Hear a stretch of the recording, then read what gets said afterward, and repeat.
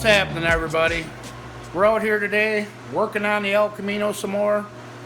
We're trying to get a battery issue resolved, I guess you could say. I'm kind of beating my head up against the wall. I mean, there's been an issue that's been arising for a while, and I've kind of been putting it off. Well, last time we went to our local car meet hangouts on Saturday evening, we were getting ready to leave, and the car rolled over about 3-4 times, and it acted like the battery was going dead. So I shut the ignition off and clicked it back on and rolled it over again, and it fired right up. But these Optima batteries, I've heard people say that back when Optima first started doing the batteries back in the day, they were awesome batteries. They are a gel-filled battery. You have to have an AGM battery charger to charge them, which we did go. Sorry about the noise in the background, guys. I got my little fan out here running, trying to keep it cool before the heat catches up with us. But we went and invested in the AGM battery charger here, just for the AGM, the gel batteries, which that wasn't cheap itself. And we started out with a yellow top Optima battery, which is, as you guys can see, that I took the other one back that was in here and replaced it again for the third time. But the yellow tops are 800 cranking amp, and I think they're 650 cold cranking amp, where this one's 1000 cranking amp and 800 cold cranking amp.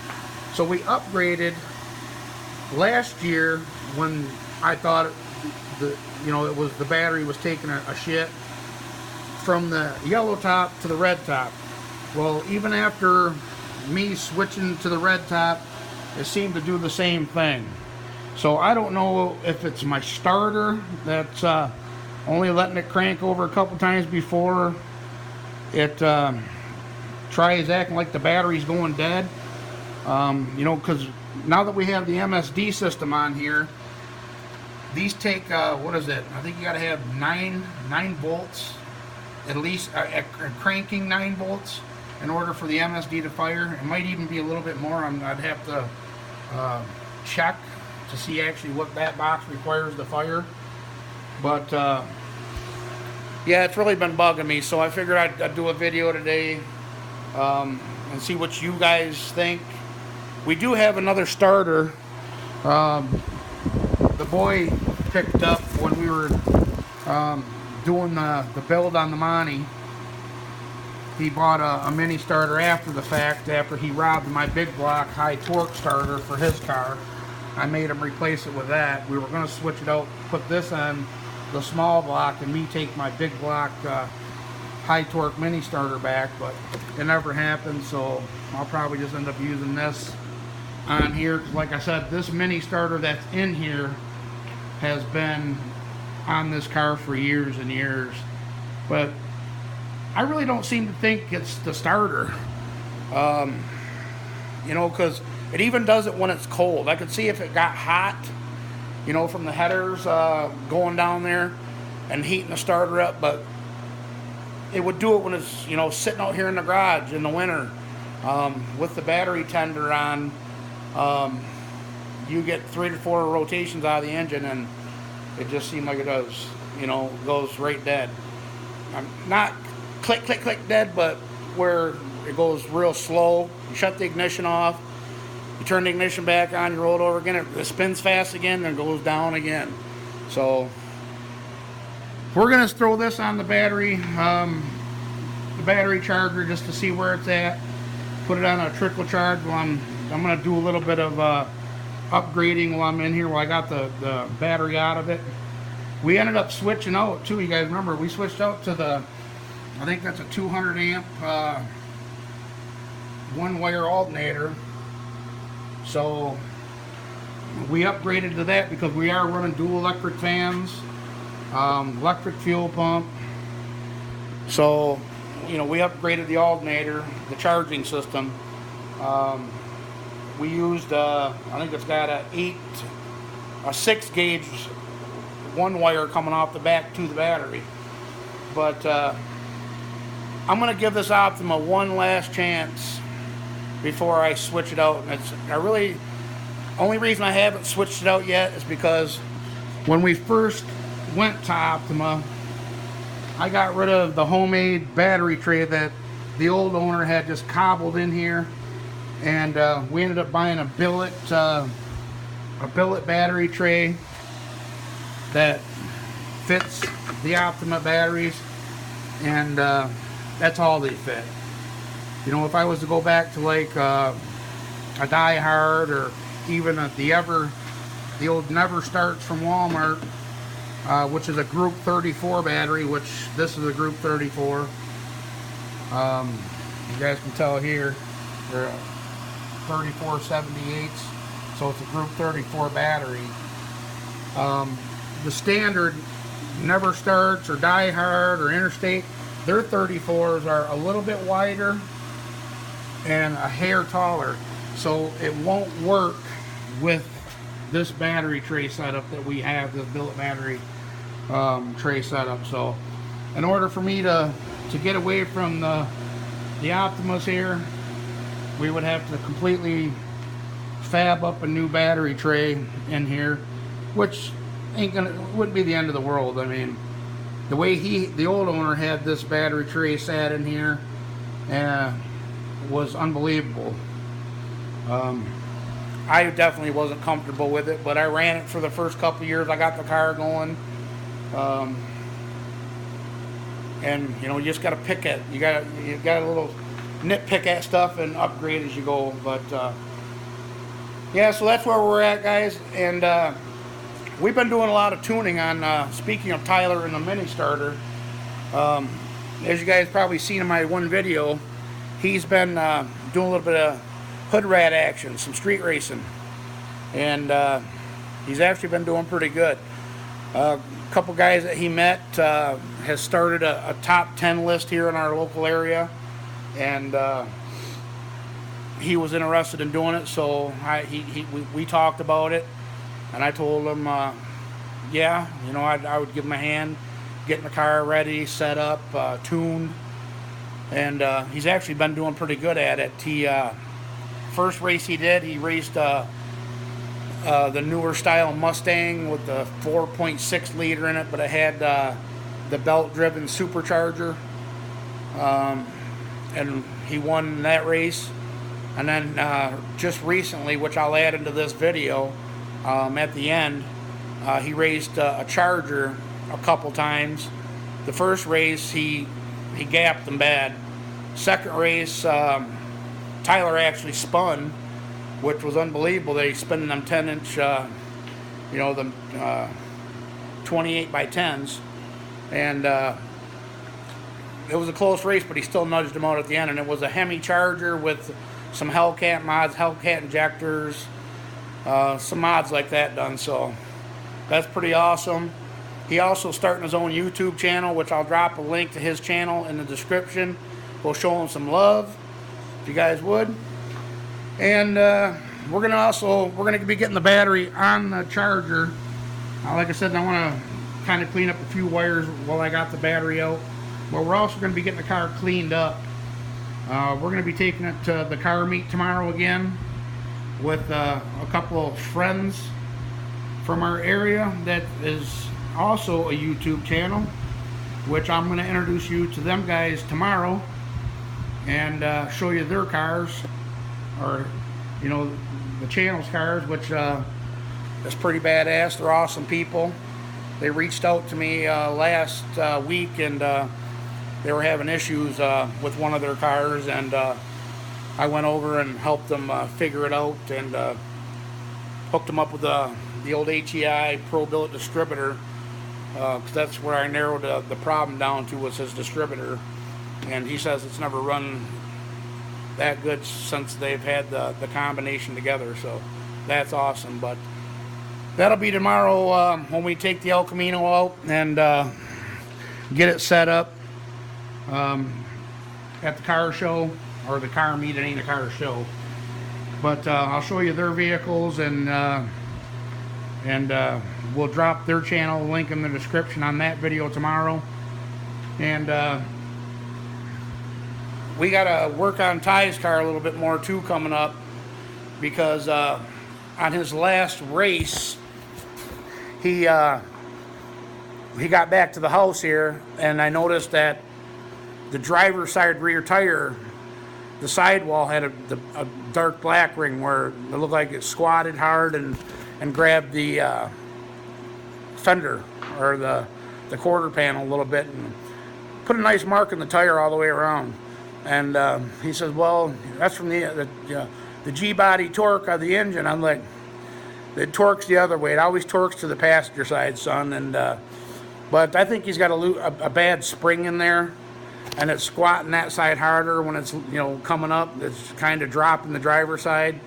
Usually, you know, when they twist, it's always they always twist from the driver's side up towards the passenger side. The passenger side rear always goes down. So we're going to do a little bit of suspension tuning on it. Probably tighten up the shocks and possibly change the springs out. But enough blabbing for now. I'm going to set you guys up on the time lapse, and I'm going to get this battery put on the charger, do a little bit of changes here real quick, and we'll start getting the car cleaned up and ready for the car meet tomorrow. And oh, one more thing, guys. The car will be leaving Tuesday or Wednesday, one of the 2 days. If it rains Wednesday, then it'll be going Tuesday. But if the weather holds out, then it'll be Wednesday. But it's going back to Dave's Collision, and they're going to get the wet sanding and wheeling, the final wet sand and wheeling done. And they're going to get the inside of the box done. How they did the tailgate there, which I told you guys before. So that's what they're going to be doing on the box. So we're excited about that. I know it's been a little bit longer than we anticipated, but he had some family issues, which I totally understand. Everybody has them. And Dave, when you watch this video, our hearts, man, we go out to you and your family for what you've been through, buddy.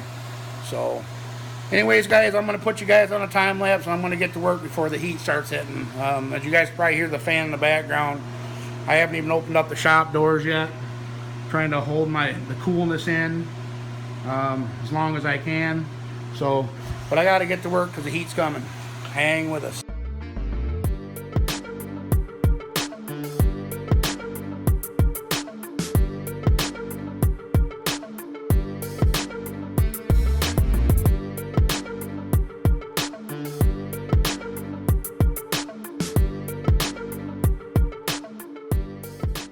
Alright guys, we got everything reinstalled. As you guys can see, I got my hydraulic press out for crimping. I ended up taking the alternator wire, the one wire alternator wire, and putting it to the side post down here and crimping it. It was kind of a shitty connection that was just laid up under here. I just did it that way. Why? I have no idea. But now it's done right. So, good to go. We're actually going to turn this on and see where we're at for voltage.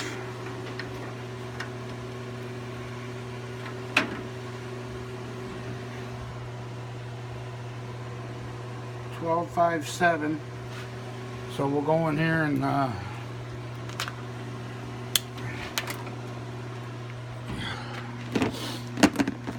get all this shit off of here so we don't get into more issues. Dropping it through our radiator. Sorry about that, guys. We had the asphalt guys here give me an estimate on getting our driveway redone. As you guys can see, it's pretty beat up, but they were over there spraying the neighbors, just resurfacing our neighbor across the street there. So back to what we were doing. We got everything installed like I was saying. Let's jump in here and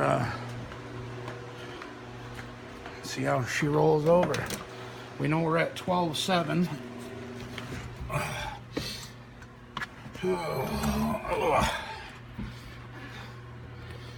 Fuel pump. Ignition.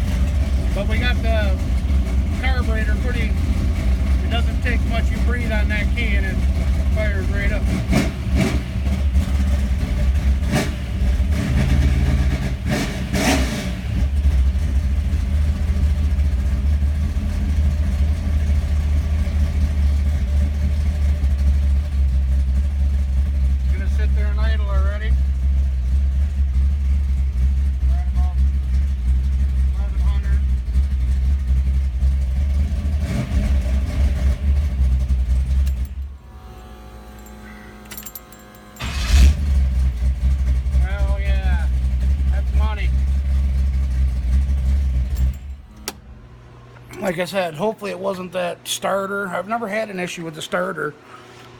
It's just that these junk ass Optima batteries, I don't know why they're only lasting me a season. Like I said, during the winter, I try and keep a tender on it as far as, you know, not letting it freeze up. That's why I invested in that AGM battery charger to keep it up. But seems like we're good to go again. I mean, if we run into another issue, maybe I'll switch the starter out like I was saying.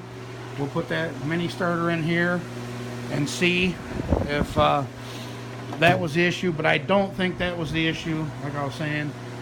I've talked to a lot of people, and people say that you can't give these Optima batteries away anymore, but this is our last chance. We're going to give it one last shot, and if not, we're getting our money back. So, but yeah, guys, now we're going to be on to getting her all cleaned up and ready for the car meet tomorrow. And you guys probably don't want to sit here and watch me wipe it down and do all that, so that's probably going to end this video for here. Check us out tomorrow when we go to the local car meet, and I'm going to throw in a video of my boy drag racing here.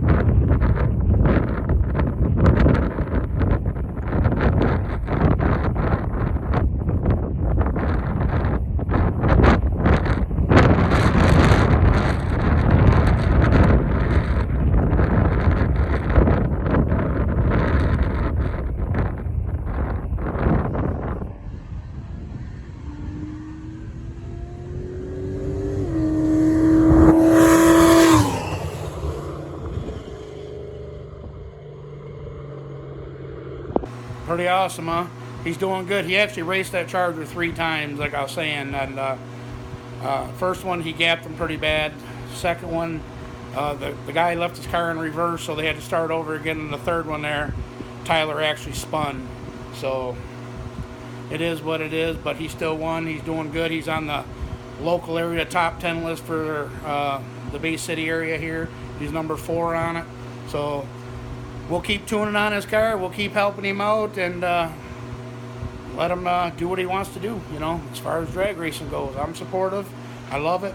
So he says, well, why don't we get the El Camino on it? No, I'm not going to take a chance of, you know, street racing it every weekend and somebody crashing it. Maybe when the Blazer's done, we'll think about it, but not this. But anyways, guys,